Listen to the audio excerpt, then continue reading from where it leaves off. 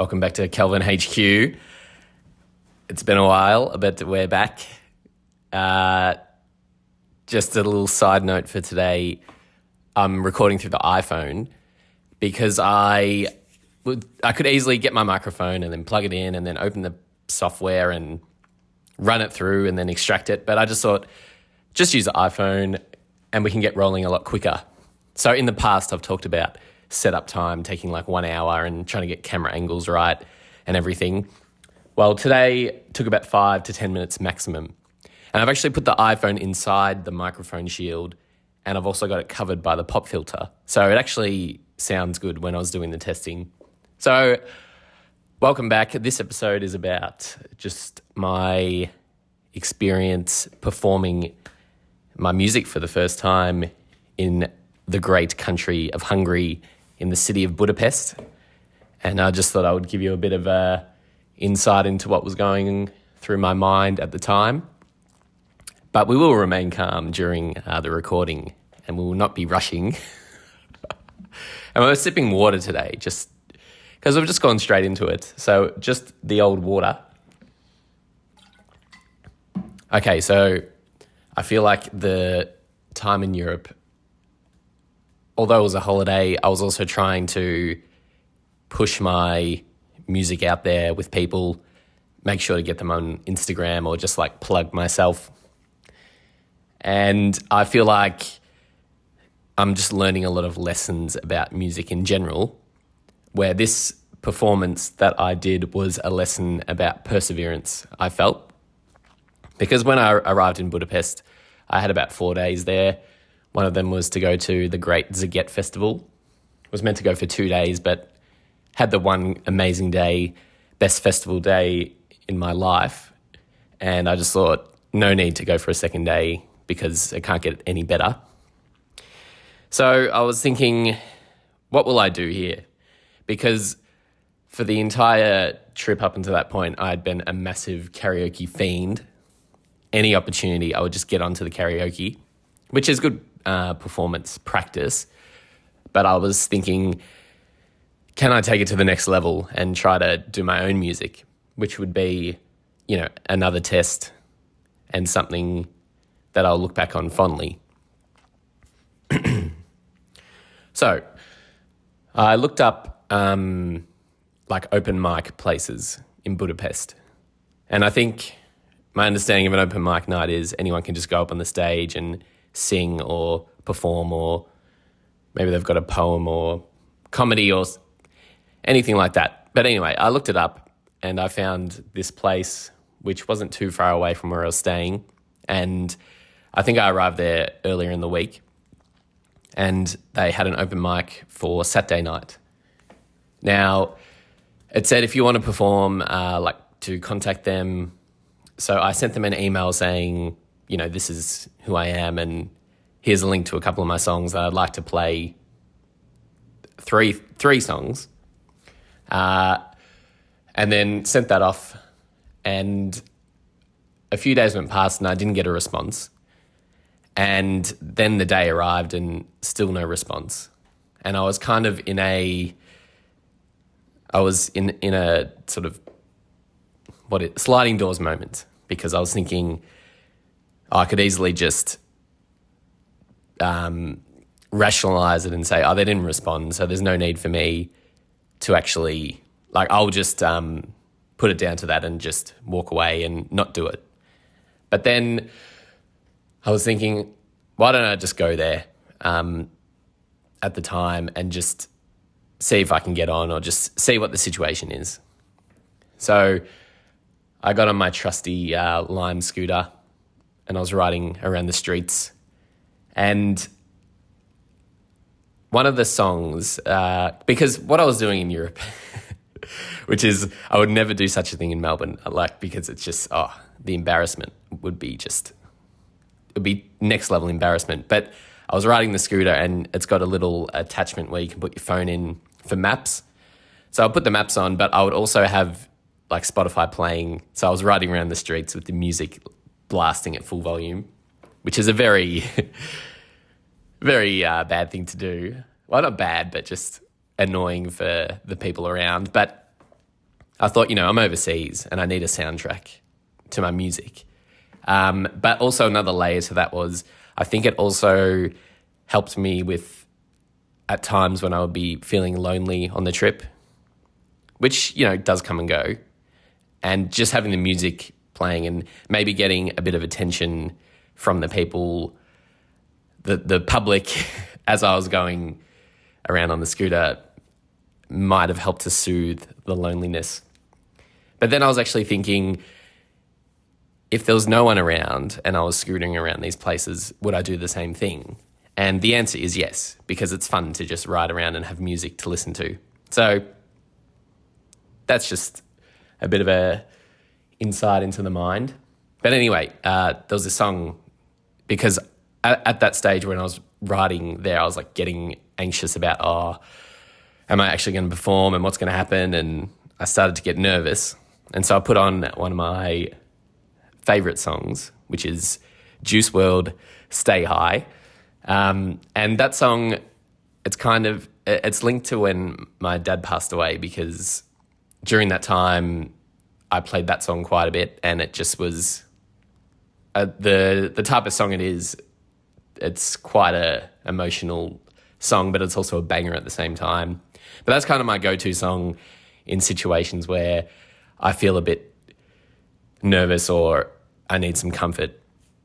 And Juice WRLD is a good inspiration for me in general. So I was kind of thinking, put the song on. Juice WRLD would go and perform. So put that song on and I arrived there and I went up to the guy and asked, can I perform tonight? And he's like, yeah, sure. Open mic, of course you can. I'm pretty, and a few days later I found out that the email, like he just responded to it late, so he didn't see it. So I got there and then I was saying, is it all right if I just play my song like over the speakers and then I just rap or sing over the top of it? Because whenever I envisioned performing, it was always going to be song is playing loud in the background, and then I will have, auto-tune and effects, and I will be singing and rapping over the top of it. That was my utopia of my first performance and performing in general. But he said, look, this is live music, so it would be like you kind of either need to play an instrument, like it would be kind of like karaoke if you did such a thing. And so I said, it is, I made the song though, so it's kind of a bit different. But he said, if you want to talk to the guitarist, he might be able to pick up the chords and then you can perform the song. And so I was already thinking, shit, this is not what I envisioned.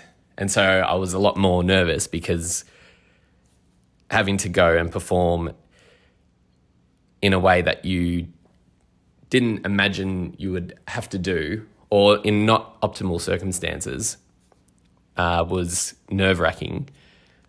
And because I'd been at the Zaget Festival a few days before and I was starting to get sick, my voice was a bit gone as well. And so that was feeding on it was kind of increasing the likelihood of me not performing because things were not going in my favour.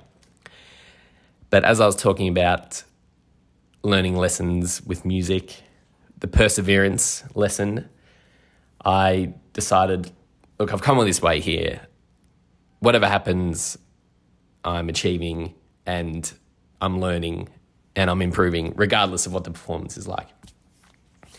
So, we'll just take a water break. Hope you're doing well out there.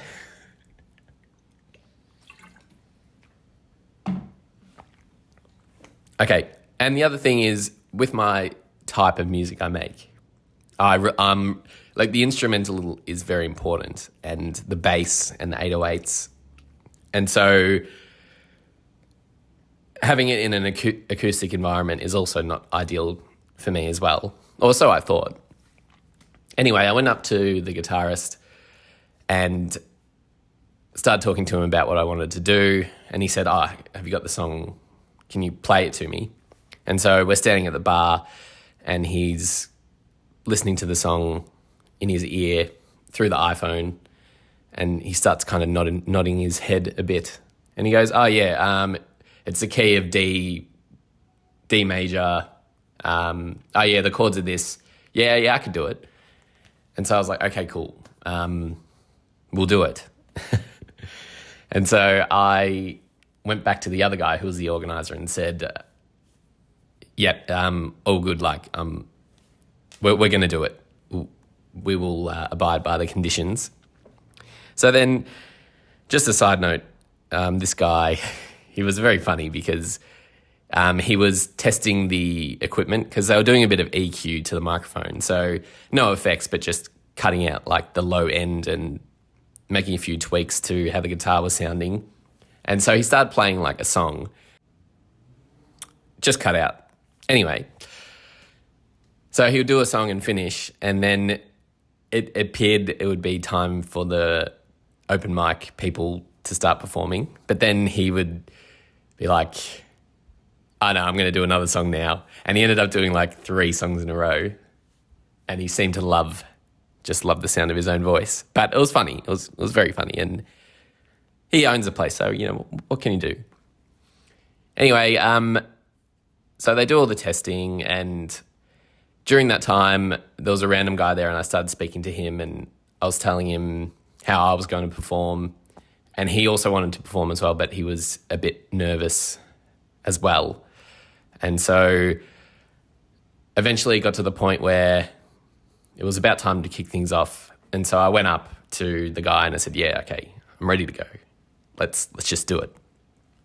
And so the guitarist gets up, and then prior to that, when they were playing a few songs and rehearsing, there was a drummer. So I said, "Oh, Mr. Drummer Man, can you come along and play?" Because at least that gave a bit of, you know, you get a bit of guitar, a bit of drums, give an all-round sound when you're performing. And so anyway, I went up there and started playing the chords. And if you've seen the performance video, you'll notice at the start I say something along the lines of a few disclaimers, I'm not a singer, and blah, blah, blah. That was just me trying to prepare myself for a bad performance and say, "Oh yeah," kind of, I guess, create an expectation for the crowd to say, "Oh, you're probably expecting that I'm going to be a singer, but nah, I'm not a singer and I can't really sing that well." So it was kind of, I was trying to lessen the blow to myself and my own, I guess, not ego, but just to spare myself the emotional trauma, I guess, if it bombed. And I was also venting my nerves and anxiety, because then I started saying, "Oh, fuck it. Oh, let's just fuck it," or whatever I said. So then, you know, they were playing, and then I was deciding when to come in and start. And then as soon as I started performing, I was thinking about when I was making the reels for Change in the streets of Moonee Ponds. And I kind of just went back into that mode where at that stage my nerves were way higher, because because recording a video in public and singing, that was like a real test for me, which back then and I wasn't sure if I could do. And then I did that, and then it gave me more confidence. And it gave me the confidence when I got to this point where I'm on the stage performing in suboptimal conditions, acoustic song, no effects. And then I was able to just go into the zone of performing. And from that point, I was feeling good about the song during the performance. And I was told that, "Oh yeah, you look really natural and you look confident." And I had that confidence from doing the content in the streets, but also when I was doing the karaoke throughout my European travels. And just a side story, because before I went on this trip, I wrote a list of karaoke songs that I wanted to perform. And I picked like 30, which is just it was too much in the end, because the reason I made the list was whenever I get the opportunity to do karaoke, I get nervous and go, oh, what song am I going to do? Oh, which one? And then the list was meant to be there so I could easily just pick one and then go, yep, that's it. But having that very long list just created more paralysis in the decision making. So one of the first performances of karaoke I did during the trip, which was in Portugal, I had my list of songs, and right at the end, I'd put down Usher Confessions Part 2, which I've hardly ever practiced. Like, I like the song, but I've hardly ever practiced or sung it. And for some reason, when it was time to choose, I picked that song. And then I went up and performed it, and it was a terrible performance because I didn't know the flow of the song that well, and it's quite a hard song to sing. But I remember about a minute or so in the performance. And this is a karaoke where it's at a bar, so it's full of people and you go up on the stage, and then so it's different to like in Melbourne where you have your individual karaoke rooms. And so it was quite packed. And so a minute or so in the performance, I remember clearly thinking as I'm performing, oh, this is really bad, and oh, I've really fucked this up. But then I just thought, I'm just going to let these emotions continue and not resist them.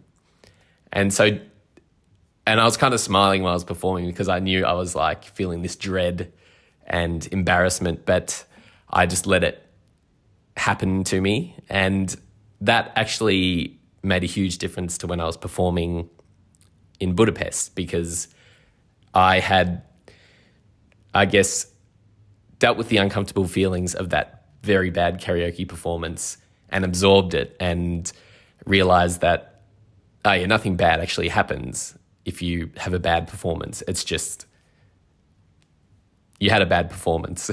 And it doesn't even matter because it's karaoke. And I guess because I take it a bit more seriously because I'm trying to sing it properly and concentrate and give a good performance and still have fun. But when other people do karaoke, I'm sure they're just having fun. And so that kind of steeled me for this performance. So did the song. The interesting thing is I find that I sing or perform other artists' songs better, which is interesting because I think when I'm recording, I'm recording ideas kind of on the fly. So when I sometimes sing or execute, it's not with 100% conviction or knowing, I'm going to sing this note and I'm going to do this with my voice. So sometimes I'm not able to actually go full into the singing or the executing of it. So I find like for some of the notes or the holds on change, I'm a bit I don't give it my all because of how I recorded it. But in future, if I just sing it with like real gusto, because I know the song in and out, I think I'll perform it better. So that's just a side note for that. And the performance ended and, I got good feedback from people. And the guy who I was speaking to earlier who said he was a bit nervous, he was like, you've gone up now, so I'm going to have to do it. So later in the night, he ended up performing. So that was good to, kick things off and give someone the inspiration to perform themselves. And another thing was I was the first performer of the night at this open mic, and every person after could play an instrument and sing like ridiculously well. So I was glad that I kicked things off first and it's always the hardest to be the first, I think. You got to break the ice. But it was good because I think everyone would have been used to all these people singing. And then I came up I'm not the greatest singer, but yeah, that's just how I was thinking about the situation. And so to finish, at the end of the open mic night, the owner of the place just gave a little speech saying, "Oh, thanks for everyone for performing. I think everyone did well." And he said something along the lines of, "Yeah, I don't think anyone would come up here if they think they would make a fool of themselves."